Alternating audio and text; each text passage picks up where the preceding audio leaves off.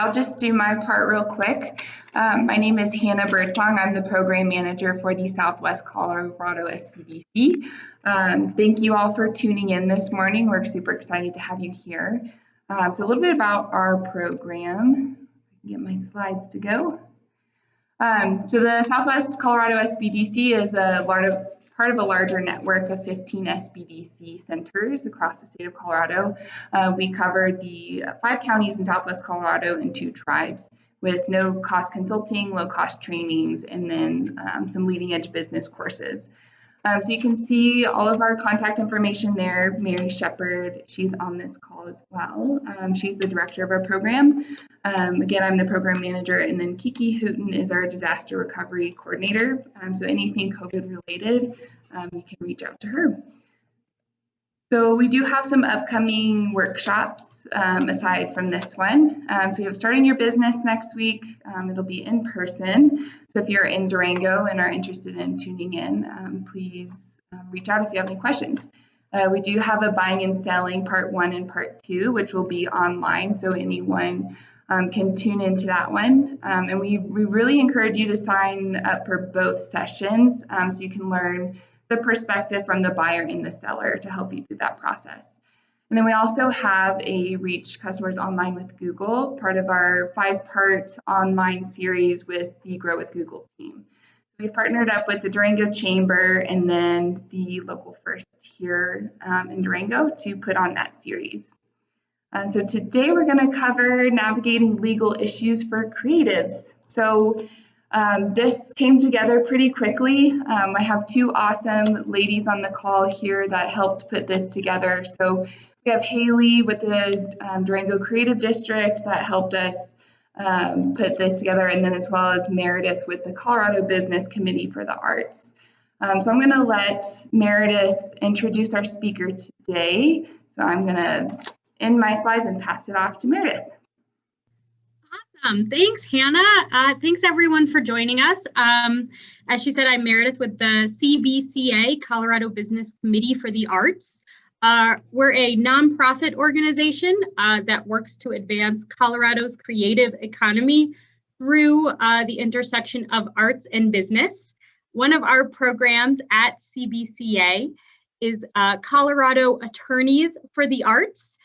This is a statewide legal referral service that connects artists, performers, creative businesses, cultural organizations with pro bono, or what that means is free legal services. Amazing.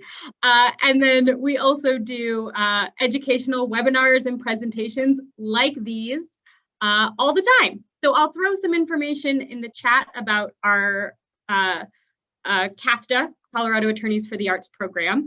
But we have one of our rock star attorneys joining us today. Dave Ratner is actually the chair of our CAFTA advisory committee, has been part of this program since its beginning over 5 years ago.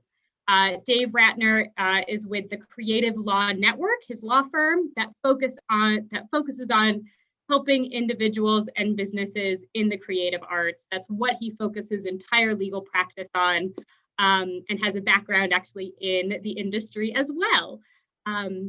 He has a lot of amazing, helpful information. So I'm going to turn it over to Dave to walk us through the various legal issues artists and creatives gotta know. Thanks. Thanks, Meredith. I appreciate it.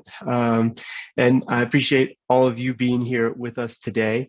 And the main purpose of this presentation is to share some valuable information. I really want that information to be helpful for everyone participating. One thing that would be helpful to help me be helpful is please introduce yourself in the chat. Please post your name and what you do. So we'll have an idea of who's here, and then we can dictate or kind of curtail the content here to fit who's here, so we can be most helpful for everyone's here. So definitely, please introduce yourself in the chat, and then as we proceed here, if you have questions, I'd love to answer your questions. Please post those in the Q&A, which is a function of the Zoom. You'll see that Q&A button there on your toolbar. And so please post your questions in the Q&A. We will answer them as best we can and as quickly as we can. I may be getting to the answer to your question later in the presentation and therefore hold off on it.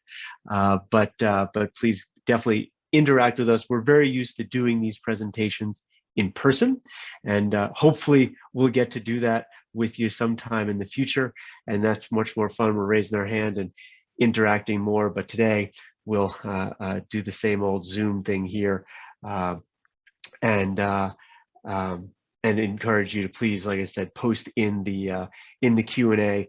I know that Mary asked if you can post the panelists and attendees. Everyone will see your Q&A there, so we'll make sure to get to it. I will jump right in here and share my screen so we can see the slides I've prepared. I will also do a quick intro for myself because, well, then you at least know who you're talking to and why. So, as I said, my name is Dave Ratner, and I am an attorney. I run the Creative Law Network, which is a law firm specializing in working with creative people and businesses. As Meredith said, I've worked in the creative industries for quite a while, even before I went to law school. I say in my former life, I was a band manager. Maybe I say that I'm a recovering band manager, but really what that has to, a lot of the relevance to that is I've been out there. I was actually a tour manager before I was a band manager. And that means I was on the road with a band. I can drive a 43-foot bus and sell t-shirts and CDs when we used to sell CDs.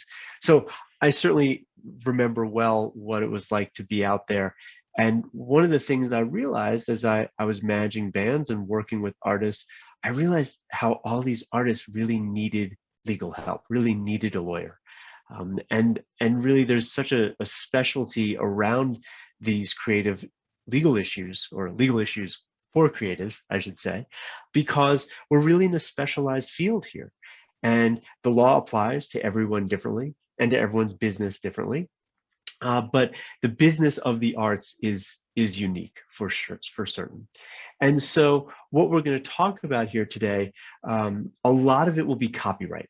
So ultimately what we copyrights are our stock and trade in the creative industries, and we'll talk about why copyright is so important. We will also try to we'll talk about a little bit about contracts and a little bit about business entities, because ultimately we're in business in the arts, right? And whether we are supporting other artists' business or trying to make a living as an artist, all of those things are really around the business entity side of things.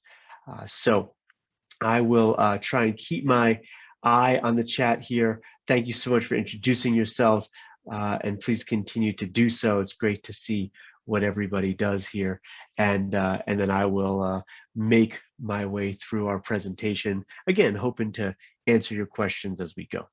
So, as I said, copyright is really important here. We'll start at the very high level of what is a copyright? Well, copyright is a type of intellectual property. So what that means is it is something we can own even though we can't touch it, right? It may not be palpable, but it's something we can own, which means we can buy it and sell it. We can use it in commerce and try and profit from it and use it in business. Other types of intellectual property include trademarks and patents, trade secrets. Copyright is really about intellectual property for creative works, and we'll dig into that a little bit more. But the purpose of the copyright is to secure the ownership, the rights in these creative works, and then, as I said, can use them in business and profit from them.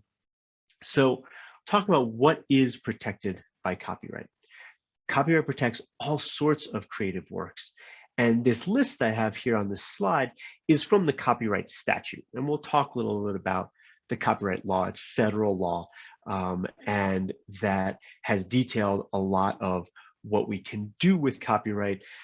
There are places where the law is not so clear, and there is a fair amount of gray area, and we'll talk about that as well.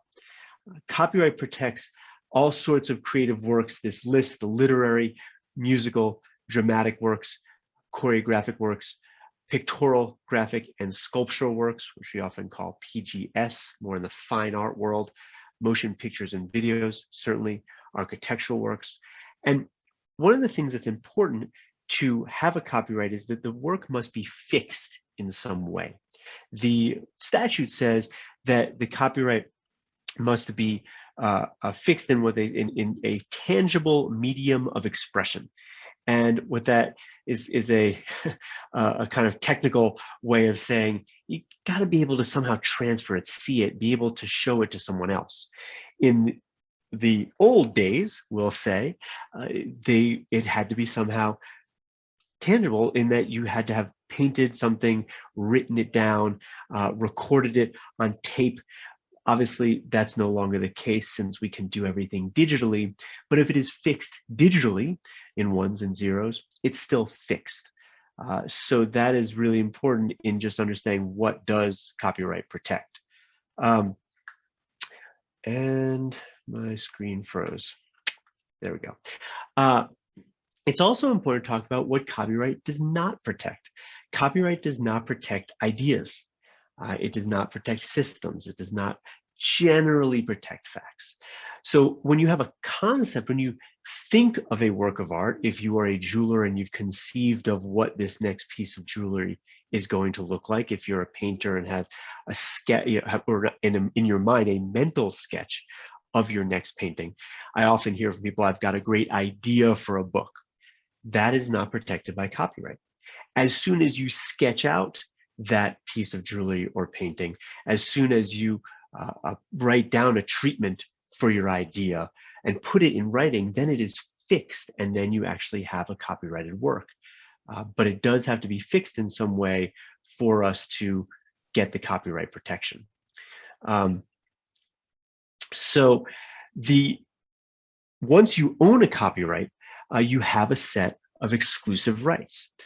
And what I mean by having exclusive rights means that if you own the copyright, you're the only person allowed to exploit these rights or allowed to exercise these rights. We say exploit, which is a legal term, no negative connotation there, but we can exploit these rights, meaning if I own a copyright, I'm the only person allowed to reproduce that copyrighted thing, allowed to prepare derivatives, so to prepare things based on that copyrighted thing. Well, I'll use the example again of a painting. If I paint a painting, I'm the only one allowed to make prints of that painting. I'm the only one allowed to put that painting on a t-shirt, for example. I'm the only one allowed to distribute copies of that painting, to display it. And then there are these other rights that are a little bit more specific to other types of copyrights. If, for example, I create a video, I'm the only one allowed to perform that video, which means putting it up on the screen, putting it out for broadcast, putting it up on YouTube. So the value of the copyright is the ability to control what's done with that copyright. And it's one of these things that for a lot of us in this field may seem quite intuitive. I painted this painting, I now own this painting, I'm the only one who can make copies of it. But it's important to talk about this as it's laid out in the statute. These are the 6 rights that are in the copyright law, because it applies in so many different ways to so many different types of works. It's a lot of different ways we can use copyright, and understanding the kind of the application of the law here is really helpful. So I was saying, if I paint a painting, I own the copyright.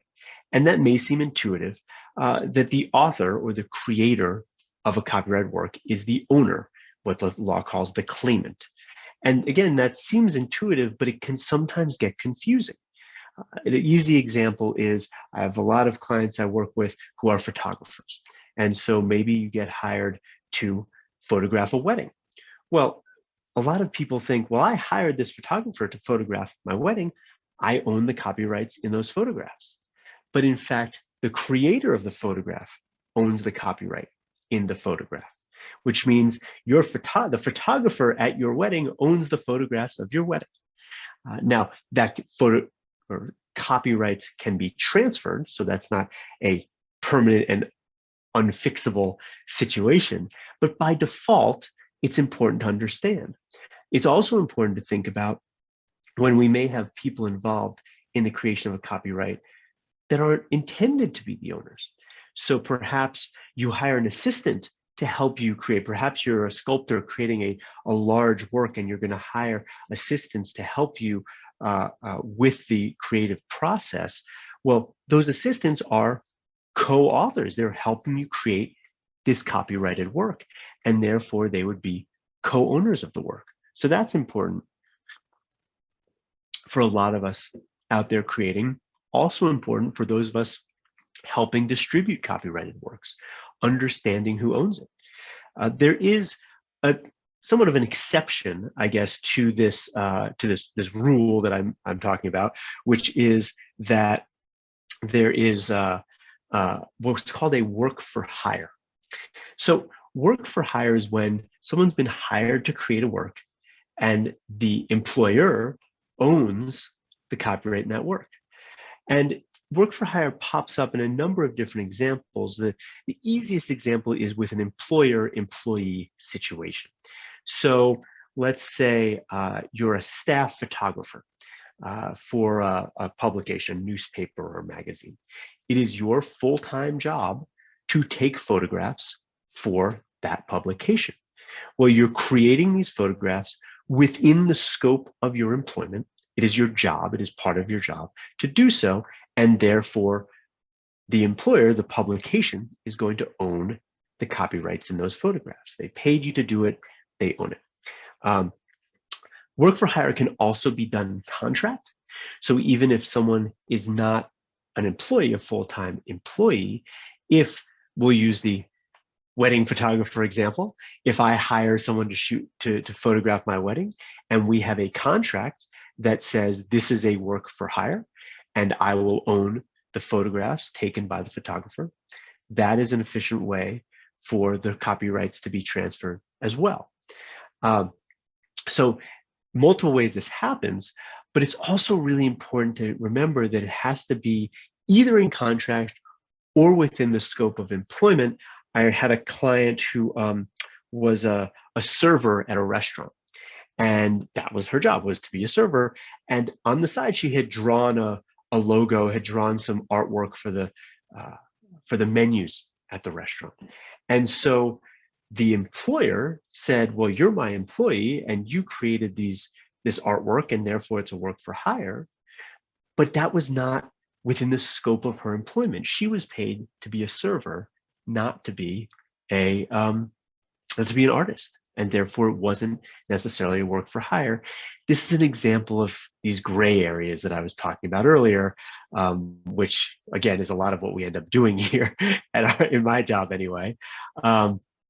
And so it seems straightforward, and hopefully most of the time it is straightforward. Sometimes it can be a bit of a gray area. Carol had a question here about if you have designs already made that are part of your portfolio, what is this considered work? Need help with the production work? What is this considered? What are the legal impacts of this? So Carol says, if you have designs you already have made and are part of your portfolio, but need help with production work, what is this considered? I imagine, Carol, I mean, they're considered copyrighted works that you would own. If you needed help with the production work, depending on what someone was doing in connection with your work, that could affect the ownership. It depends on what that production work is. If someone was helping you, I don't know what type of designs you're working, let's say it's graphic design. If you were creating black and white and someone was coloring everything for you, that would be a contribution to the work that would make them a co-owner of the work. If it is just they're helping you distribute it or something, that wouldn't affect the ownership. So hopefully that helps a little bit there. So I'll talk a little bit about the copyright term, which is the length of time a copyright lasts. Because copyrights don't last forever, but they do last for a very long time. So the copyright term currently is 70 years after the life of the author.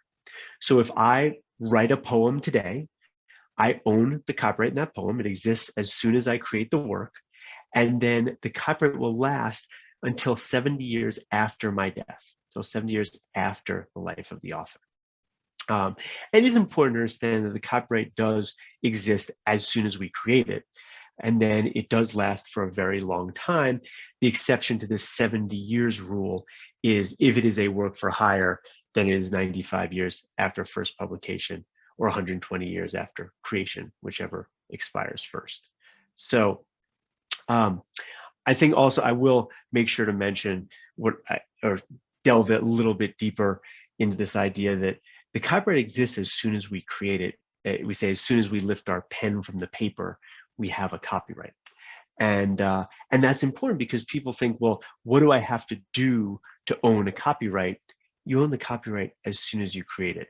So that's a really important concept, really important thing to keep in mind when we are in this field, or if we're helping other people who are artists and who are creators, understanding as soon as that is done, as soon as they, as we say, lift their pen from the paper, they have a copyright. I was talking about how long the copyright lasts, and that's important because people will say, well, I want to go make a recording of Beethoven's work, or I want to go present Shakespeare's work. Well, those are certainly not protected by copyright anymore. It has been more than 70 years since the death of the author. And in fact, it is a bit more complicated than that simple computation because the copyright law has changed over time. And originally, we only had a 14-year term, a relatively short copyright term that has then expanded to 28 years, to 56 years. The law kept changing. So it is often a bit of a complicated calculation to figure out if a copyright is still in force. Generally, a copyright that was created in the US, because different countries have different laws, and I'm only talking about US law today, that if a copyright was created in the US before 1925, it can pretty much, we can pretty much consider it in the public domain. And what I mean by public domain is that it is no longer protected by copyright. So something that old, the copyright has expired. And once a copyright expires, it enters the public domain. There isn't a place that is the public domain. We don't have a master list of everything on the public domain or in the public domain, but this is the concept, this is the term that we use for things that are no longer protected by copyright. So if a work is no longer protected by copyright, others can use it because we don't have that set of exclusive rights that I talked about, the exclusive right to reproduce, create derivatives, display, perform. Those rights are no longer protected. They're no longer exclusive to the author or owner, and therefore others can do that. We recently, at the beginning of this year, so at the beginning of each year, works of a certain age expire. And I know the one that got most press, at least in my newsfeed, was The Great Gatsby. So The Great Gatsby copyright expired. It then went into the public domain. And now anyone who wants to make copies, if you want to go print copies of The Great Gatsby, you can now do so. You can't do that for a book that is currently protected by copyright, but one in the public domain, you can. And that really, it's very important for people creating. A lot of us, when we create, are drawing on other influences. We'll talk a little bit about where that becomes an infringement. An infringement is a use of a copyright that is not permitted. But when something is in the public domain, you can go and use it. I know there was a question here about Beethoven. I brought that one. Could reproducing his works violate copyright in his native country? The copyright protection so generally you're not going to, certainly nothing with Beethoven, because I guarantee you nothing that old is protected. More, I think the issue is that we want to be careful. So I think you can do anything with one of Beethoven's works in any country. But there are certainly, the reason I use that example and the reason that I talk about different countries is because it is, whoops, sorry about that, it is easy to, or rather I don't want to confuse people into thinking that the public domain is an easy calculation to make, basically. And so I always encourage people to not just assume that something is automatically in the public domain. It can be a bit of a calculation. There's some research that goes into that. So I said that a copyright exists as soon as we create it, which is, again, a very important thing to remember, but we still have a copyright registration system. So though you own the copyright, we encourage folks to register their copyrights with the US Copyright Office. It's really valuable protection that is in addition to the protection you receive simply by creating the work. It's a bit of a confusing concept because people say, well, I own this thing, why should I have to register it? And the registration is the proof of our ownership. So it's the best protection we can have for that purpose. And the proof that we need is often the event of an infringement. So an infringement is somebody uses your copyright without permission. Someone is exploiting one of those exclusive rights without permission.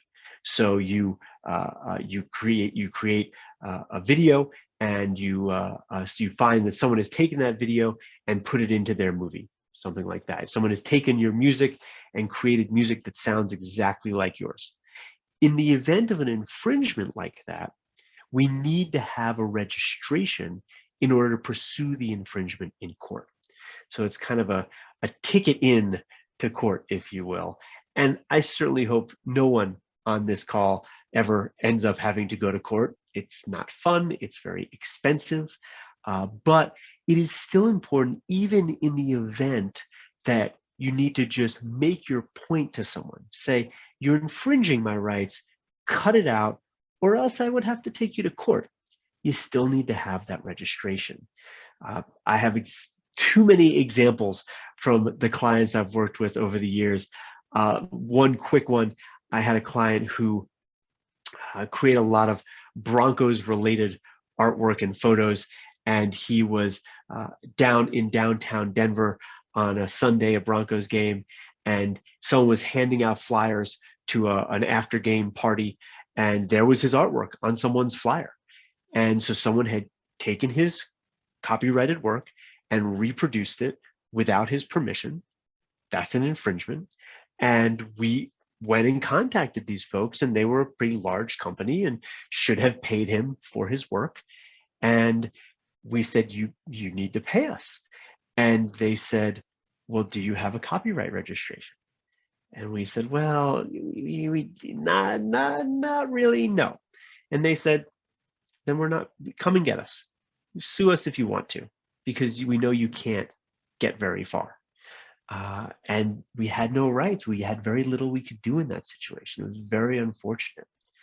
I also will talk a little bit here about the copyright registration process.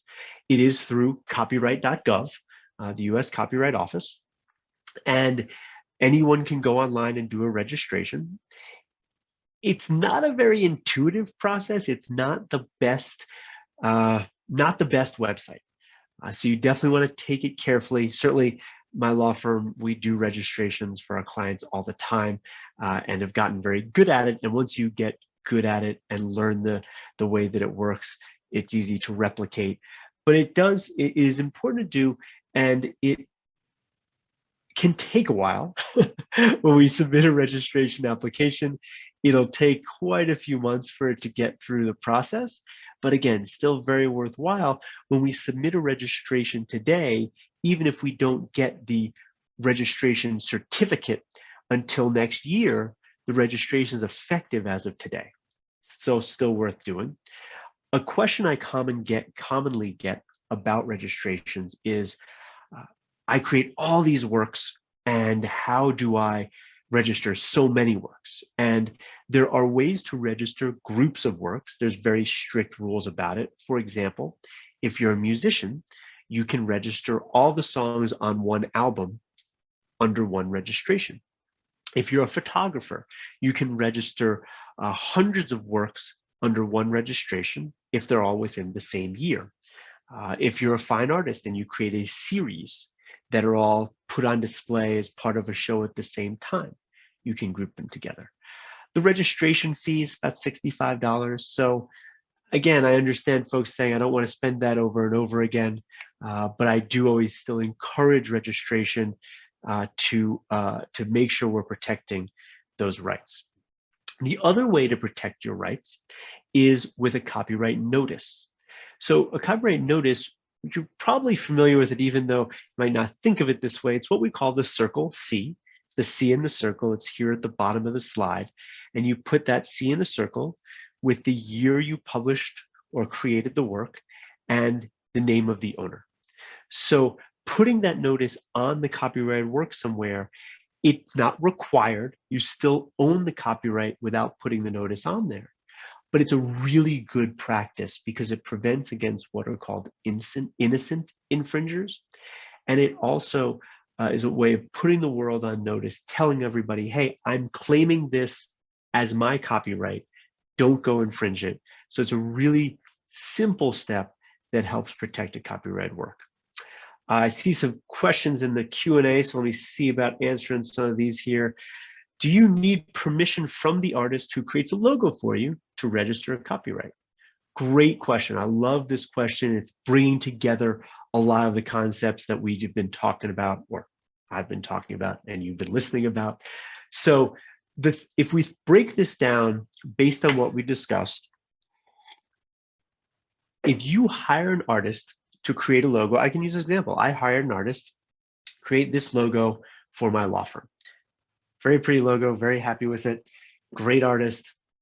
And I paid that artist to create the logo. That artist is not my employee, so it was not a work for hire.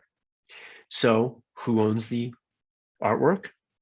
The artist owns the artwork. They created the logo. So if I were to go register the copyright, I would have to register the copyright for my logo saying it is created by the artist, it is owned by the artist. If I got that artist's permission to submit a copyright registration on their behalf, I certainly could, and it would say that they own it, and they could put a little circle C on here that says circle C, 2012, name of the artist, because they would own the copyright. Now, the question here, and I don't see the person's name, but seems to imply that you want to own the copyright in that logo. So if I want to own the copyright in this logo, I need to have a work for hire agreement that says I own it, or we'll have a transfer. They can sell that copyright to me, and then I can go register it. And I'll talk about transferring copyrights here in just a minute. So that is, you can do the registration, but I think what is, and I'm sorry, I'm pointing at my Q&A. What is implied in this question is, if I want to own the copyright in a logo that someone else created, how do I do that? It's by getting a transfer of rights. So granting copyrights to someone else can be done in a few different ways. The main ways are either with an assignment, which is a transfer of all the rights, or with a license that is a partial grant of rights. And these are legal terms that I'll see if we can give examples of that it makes a little bit more sense. An assignment is basically a sale. So if my graphic designer who created my logo created it and we did not sign a work for hire or anything like that, and later on I said, you know, I really would like to own that. Will you sell that to me? We would do a copyright assignment. And as I said at the beginning, remember that copyright is intellectual property. It is property, just like your car, your house, your watch, your chair. It's just that we can't touch it.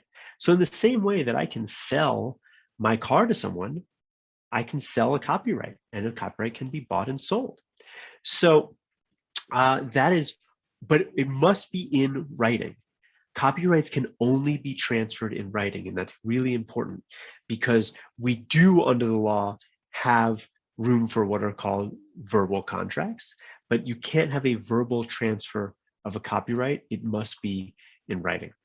Now, a license is more like renting that property.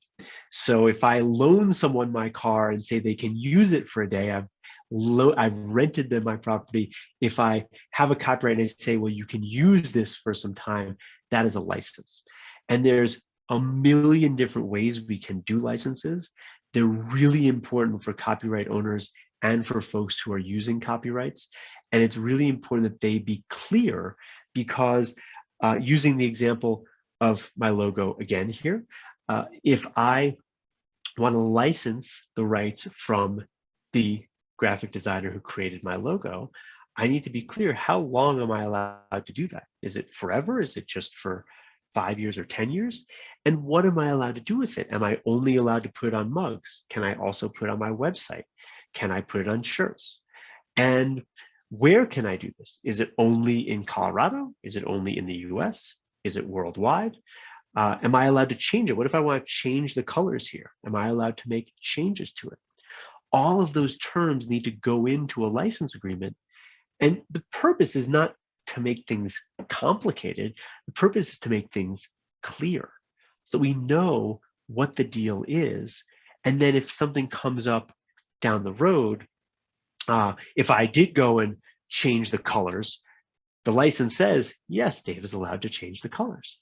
It also will probably say what the payment is. Am I paying monthly? Am I paying a flat fee? Is there a royalty percentage? Those sorts of things we want to be really clear in any sort of license. So it's easy to say, I'm going to do a license, but we really want to get into those specifics as well. So, see if there's anything. I know we got some more stuff in the Q&A. John asks about a character in my play speaks a line which is a lyric from a well-known song. Is this a violation of copyright? Great question. We're going to get to this when we talk about fair use.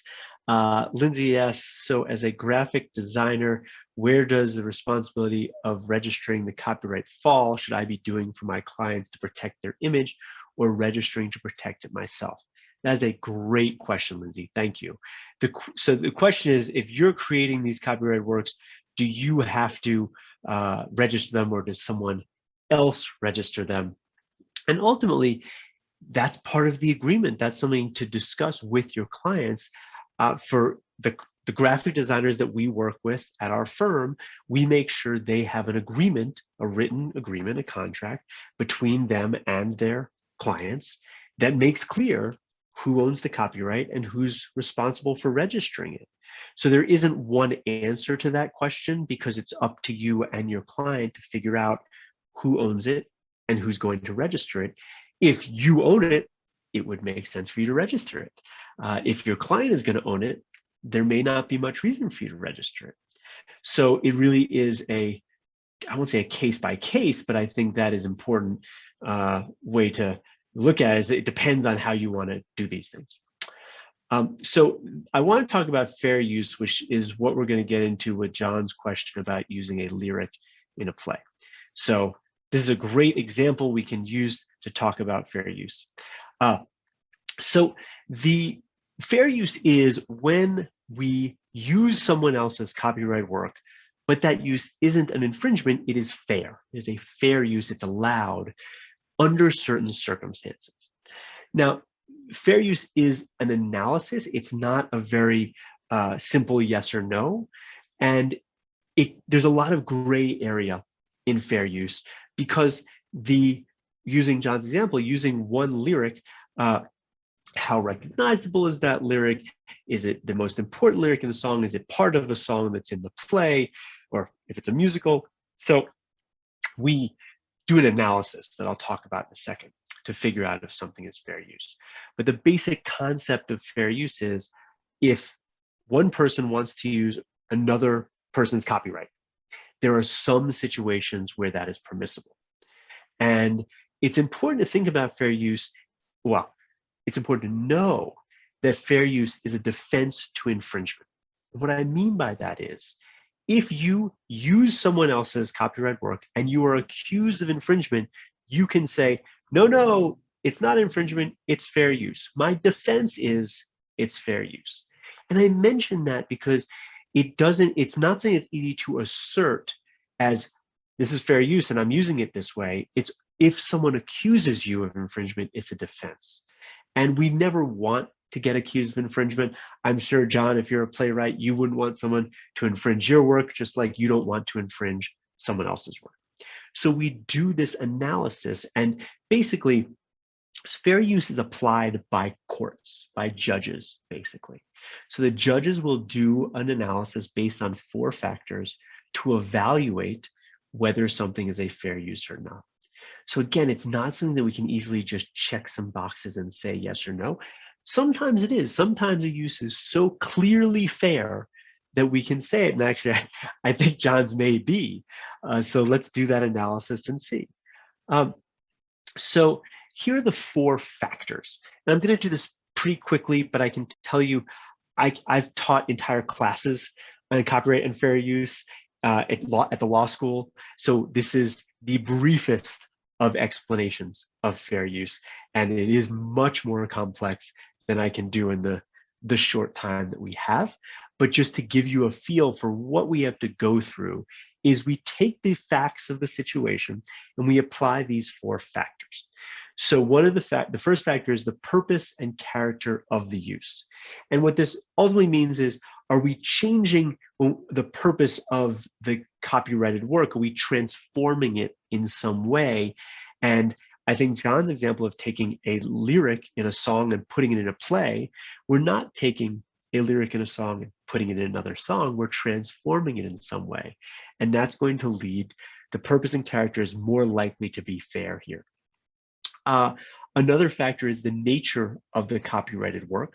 What that is about is certain copyrighted works are given more protection than others. The easiest example is works of fiction are given more protection than works of nonfiction. So, that alludes to the creative value that the law kind of says, well, if you wrote a novel, you've had more input, more creative vitality to that piece of work than perhaps a news article. So a more creative work gets more protection. A song is going to get a fair amount of protection. So this does not weigh so heavily on behalf of fair use. But what's important in this example that John gave us is the amount and substantiality of the portion used. John's just using one line from a whole song that maybe has 50 or 100 lines. So the amount that he's using, the amount of the portion taken is small. That weighs in favor of fair use. The substantiality, though, if John's using just a line versus if he's using the hook, if he's using the chorus, the most famous, the most well-known line in that song, that does not weigh in favor of fair use because the substantiality of the portion taken is significant. And then the effect of the use upon the potential market basically means, did we damage the sales of the original? Is someone not going to go pay to listen to that song because they heard it in John's play? This seems to weigh in favor of fair use. So this example shows that fair use is not an easy yes or no. We certainly do it. I mean, I work with all sorts of clients who will they want to use, if I have a client who is writing a play and they say, I want to use this line, we'll go do this analysis and hopefully find that it's fair and give him or her more comfort in moving forward. But it's not a simple analysis. And that, I think, is, well, you've heard me say it more than once now. No, understand that's the point. So let me make sure that gets through a lot of our copyright questions. There's one more question here about, if the artist in another country, how would you go about creating a written document for transfer of copyright? So there's a question here about dealing with artists and copyrights, creators and owners across borders, and entirely feasible. Just like any other business transaction, we can do that across borders. There actually is an international copyright treaty. So over 180, I think, countries a lot of countries are parties to this copyright treaty. And what it basically says is each country that is party to the treaty respects the copyrights of the other countries. So this will vary, the details of this vary country by country, situation by situation, but certainly if there's someone in another country that has a copyright and you want that rights to that copyright, we can absolutely do a contract, an assignment, or a license with that person and get into the details of how that's going to work. So absolutely feasible.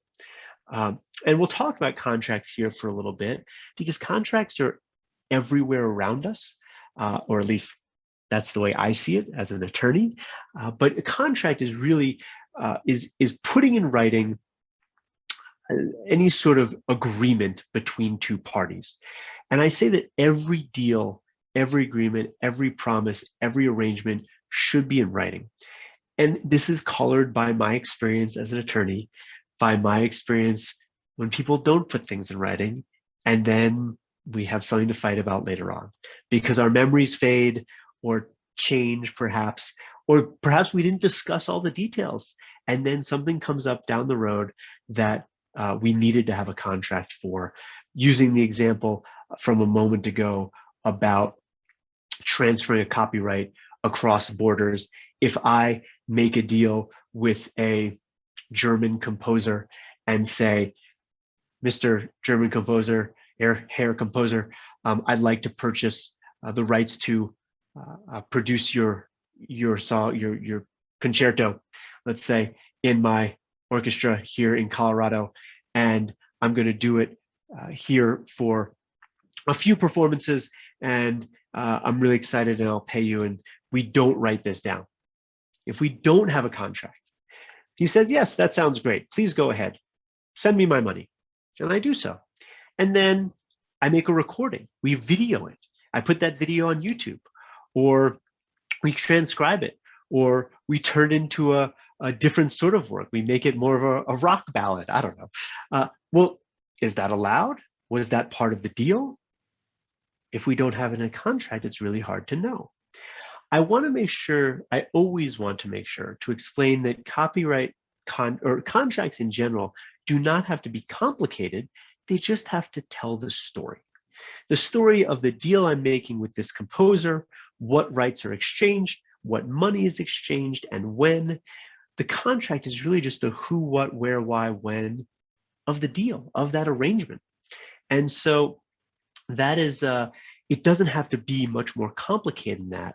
A contract is, we have a contract when two parties agree. And then we have a binding agreement when we have the details of that agreement. We learn in law school that to make a contract, there has to be offer, acceptance, and consideration, which is exchanging something of value. So I offer to this composer to use his work. He accepts my offer. We agree on the exchange of money, most likely, and we have a contract. I encourage everybody to put it in writing because that avoids problems down the road. We can have verbal contracts. The law allows for them in many situations. Like I said, it's just the handshake deals tend to be more complicated because our memories fade or change. And that's why I always encourage people to put their contracts in writing. However, I don't want people to be scared of contracts. They don't have to be intimidating. I think that those of us that have run across them, or those of us that are not lawyers that have run across contracts, can find them be full of all sorts of legal mumbo jumbo, the legalese that admittedly attorneys learn in law school and that judges use in their decisions, and that legalese can be intimidating. It can just be confusing. It can be complicated with all the whereas and herefores and thereins, but it doesn't have to be. A contract doesn't need to use legalese in order to be effective. So I don't want people to fear contracts just because they think that they have to be complicated. I also don't encourage people to use legalese if they don't speak that language. Now, I'm certainly as an attorney going to say, If you need a contract, it'd be great to talk to an attorney about that contract.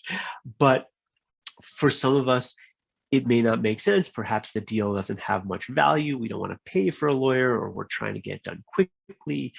We can write our own contracts. We actually learn in law school. There's an old case about a contract being written on a bar napkin, and the court found that bar napkin contract to be enforceable. I'm not encouraging you to go write contracts on bar napkins. I'm just saying contracts don't have to be complicated. But we do want them to be very clear. They should be specific. They should be detailed. They should cover all the possibilities of what could happen, including what could go wrong. What if you don't get paid? What if they don't deliver? What if the delivery is late? What if somebody gets sick and has to delay? Certainly seen a lot of that this past year. So a contract needs to cover all these things, or a good contract should cover all of these things. And so we want to be clear, we want to be definitive, we want to be explicit in a contract. I have a lot of people ask me, well, I downloaded this contract off the internet. Is that okay? Sure, it's okay. I think we all know that not everything on the internet is true or accurate, and not all contracts on the internet are very good. The other problem with these canned contracts, these form contracts, is that you want to make sure any contract needs to specifically identify the facts of the situation, or apply to the facts of the situation. And there may be simple deals where there aren't any complicated facts. I mean, a work for hire can be very simple. I hired you to do this work. I own this work. Here's the transfer and exchange. We are good.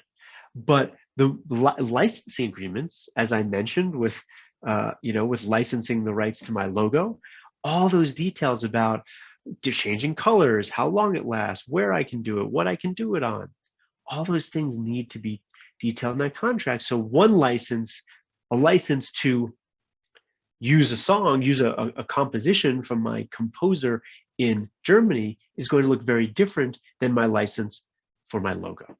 And that's why contracts really need to be specific to the situation. And that's what I'm always encouraging folks to certainly work with an attorney if you can. Make sure the contract is clear. If you're writing your own contract, don't try and use legalese. I don't speak French. I don't try and write in French, right? It doesn't have to have legalese to be enforceable. So, so I do think it is, we try and make the application of the law fit our lives, and here's a way we're trying to bridge that divide sometimes. I see there is a question here from Lindsay about whether a written email messages or an agreement in the form of a response holds water. So does that make for a contract? Is a signature required for a contract? As I said earlier, a contract requires two parties to agree. We say it requires a meeting of the minds, and we want to have the details of that agreement in writing. Certainly, we can have that digitally for sure. We sign contracts digitally all the time. My firm is a big user of DocuSign. There's a lot of other companies out there that offer similar services. And for the most part, we can certainly sign contracts digitally. That includes printing it out, signing it, taking a photo of it, sending it back. That generally works. A contract based on just an email exchange is a little bit harder because, again, we want to make sure that we have clarity on the details. If I wrote out all the details of an agreement and I sent it in an email to the other party, and the other party said, yes, I agree with all of those details, and sent it back, we could argue we have a binding agreement, certainly. I think, as I said earlier, I don't want anyone here to ever have to go to court over one of these things, but it is a good framework with which to use to think about, will this hold up in court? Is this email good enough to go to a judge and say, look, judge, here's the proof. We had a deal. We had a meeting of the minds. There's a very clear agreement. It answers this thing we're fighting about. He didn't pay me. It clearly says he has to pay me by this date. So It's hard to, as with many of these questions as we're learning, it's very hard for me to give a blanket yes or no. It's very situation specific. This is why I have a job, is because every situation is different. I want to talk about business entities with the few minutes that we have left, because so many of us, whether you are a jeweler or whether you are starting a nonprofit, a business entity is a structure that's very valuable for a number of reasons. A business entity, things like a company, a limited liability company, which is an LLC, or a corporation, are all formed through the state. It can be the state of Colorado, it could be the state of Delaware, but we form the company with the state, and that creates a separate person under the law. And the reason that's important from a legal perspective, a lot of time it is about liability, and it's about limiting the personal liability for the person running that company. If I am a jeweler and I'm creating jewelry that I do it through my LLC, and then that jewelry somehow injures someone, let's say, I'm sure that's very unlikely. Let's say it causes some problem and someone wants to sue me because my jewelry injured that person. Well, I don't want them to sue me. I want them to sue my company, my entity, so the company is liable and I'm not personally liable. It's a limited liability company. It limits my personal liability by being liable in my stead. The company did this thing that is causing liability. I did not, so I'm safe outside of the company. There's a lot of reasons to form companies. There's a lot of functions that companies perform. And I mean, again, I can teach it. We could talk for this an entire semester of law school just on corporations, not even talking about LLCs. But I bring it up in the context of this presentation because for a lot of us in the creative industries, we may think, well, I'm just a jeweler. I don't need to have an LLC. It's just me doing it.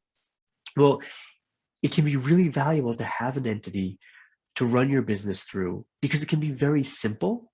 We say we can set it and forget it. If we set it up properly, it doesn't take a lot of maintenance and it provides that ongoing liability protection, which does have a lot of value in the unlikely event that there is a problem down the road. I will also say that proper entity formation requires not just filing with the state, but also internal documentation, which can be very important to substantiate that you've properly formed this company. And so it's not just filing the form, but it's a matter of having, if you form a corporation, you still need to have bylaws and meeting minutes and a stockholder agreement, things like this to show I didn't just file with the state, I actually have a fully formed company. That fully formed company will provide me that liability protection when the time comes. So that's really important. And it is, again, one of these things, it can be done simply. It doesn't have to be complicated or expensive, but you want to make sure to do it right. Otherwise, it's not really worth doing. So I'm running right up a long time here, and I think we fit everything in. I definitely am open to another minute's worth of questions if we've got some. And I also want to make sure to welcome you guys. If you didn't have the chance to answer a question today, you can definitely contact me. I'm always happy to answer those questions. Let me see if I can bring that back. But there we go. Well, you'll see it there anyway.